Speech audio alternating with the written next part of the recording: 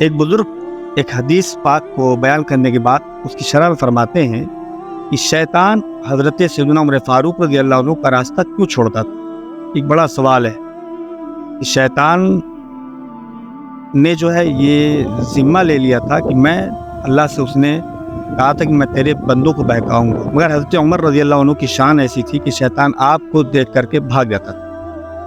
اس کی وجہ انہوں نے بیان فرمائی اس بزرگ نے، اس کی وجہ یہ تھی کہ دل شیطان کی چراگاہ اور خوراک نہیں بلکہ اس کی چراگاہ اور خوراک تو شہوات۔ دل شیطان کی چراگاہ اور خوراک نہیں بلکہ اس کی چراگاہ اور خوراک تو شہوات ہے۔ اے لوگو، تم جب محض اللہ کے ذکر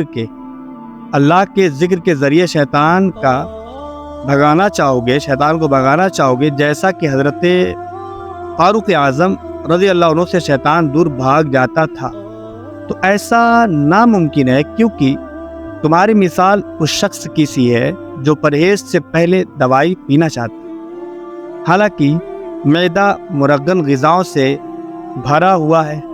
نیز وہ ایسا کر کے اس شخص کی طرح نفع حاصل کرنا چاہتا ہے جو پرہیز اور معدہ خالی کرنے کے بعد دوائی پیتا ہے۔ جان لو اللہ عز و جل کا ذکر دوا ہے اور تقوی پرہیز، جو دل کو شہوات سے خالی رکھتا ہے۔ لہذا جب اللہ عز و جل کا ذکر شہوات سے خالی دل میں اترتا ہے تو وہاں سے شیطان ایسے بھاگتا ہے جیسے غذا سے خالی معدہ میں دوا اترنے سے بیماری بھاگتی ہے۔ چنانچہ اللہ کا فرمان ہے، اِنَّ فِي ذَلِكَ لَذِكْرَىٰ لِمَنْ كَانَ لَهُ قَلْبٌ، بے شک اس میں نصیحت ہے اس کے لیے جو دل رکھتا ہو۔ مزید ارشاد فرماتے ہیں کہ جب آپ حالت نماز میں ہوں تو اپنے دل کی کڑی نگرانی کریں اور دیکھیں کہ کیسے شیطان اسے بازاروں، دنیا بھر کے حساب و کتاب اور دشمنوں کے جوابات دینے کی جانب کھینچ کر لے جاتا ہے، اور کیسے آپ کو دنیا بھر کی مختلف وادیوں اور ہلاکت خیزیوں کی سیر کراتا ہے، یہاں تک کہ فضولیات دنیا میں سے جو چیز آپ کو یاد نہیں آتی وہ بھی حالت نماز میں یاد آ جاتی۔ تو شیطان آپ کے دل پر یلغار اسی وقت کرتا ہے جب کہ آپ نماز اس حالت میں ادا کر رہے ہوں کہ دل بحث و مباحثہ میں مشغول ہو۔ اس لمحے دل کی خوبیاں و خامیاں سب ظاہر ہو جائیں گی۔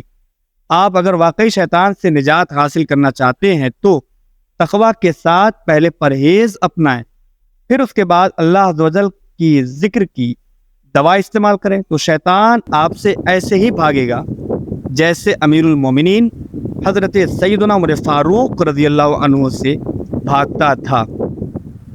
اب ایک کتاب میں ہے کہ امیر المومنین حضرت سیدنا فاروق اعظم رضی اللہ عنہ ارشاد فرماتے ہیں، ایک دفعہ میں نماز جمعہ کے لیے نکلا تو مجھے ایک بوڑھے عابد کی شکل میں ابلیس ملا۔ اس نے مجھ سے پوچھا، اے عمر کہاں کا ارادہ ہے؟ میں نے کہا نماز کے لیے جا رہا ہوں۔ کہنے لگا نماز تو ہو چکی، اب آپ کی نماز جمعہ فوت ہو گئی ہے۔ آپ رضی اللہ عنہ فرماتے ہیں کہ میں نے اس کو پہچان لیا اور اسے گردن اور گدی سے پکڑ کر کہا، تیرا ستیاناس ہو، کیا تو عابدوں اور زاہدوں کا سردار نہ تھا؟ تجھے ایک سجدے کا حکم دیا گیا مگر تو نے انکار کیا، تکبر کیا اور کافروں میں سے ہوا۔ اب قیامت تک تو اللہ عز و جل سے دور رہے گا۔ تو وہ کہنے لگا، اے عمر ذرا خیال سے بول، کیا فرما برداری میرے بس میں ہے یا بدبختی میری مشیت کے تحت ہے؟ میں نے عرش کے نیچے بہت سجدے کیے ہیں۔ اس نے کہا میں نے عرش کے نیچے بہت سجدے کیے، یہاں تک کہ آسمان کا کوئی حصہ ایسا نہیں جس پر میں نے رکوع اور سجود نہ کیے ہوں۔ اتنے قرب کے باوجود مجھے کہا گیا، فخرج منہا فإنک رجیم وإن علیک اللعنۃ الی یوم الدین، تو جنت سے نکل جا کہ تو مردود ہے اور بے شک قیامت تک تجھ پر لعنت ہے۔ پھر کہنے لگا، اے عمر کیا تمہیں یقین ہے کہ تم اللہ عز و جل کی خفیہ تدبیر سے امن میں ہو؟ فلا یأمن مکر اللہ الا القوم الخاسرون۔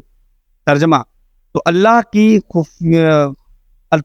خفیہ تدبیر سے نڈر نہیں ہوتے مگر تباہی والے۔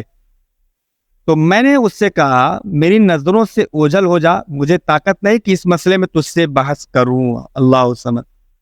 یہ دیکھیں فاروق اعظم حضرت عمر رضی اللہ عنہ کی شان ہے کہ آپ رضی اللہ تعالیٰ عنہ کو شیطان آپ سے کتنا ڈرتا تھا، یہ شان حضرت فاروق اعظم رضی اللہ عنہ کی ہے۔ اور کسی مقام پر شیطان اگر آپ سے بحث کرنا چاہتا ہے تو شیطان کو آپ کہہ دیتے ہیں کہ میں تجھ سے بحث نہیں کروں گا.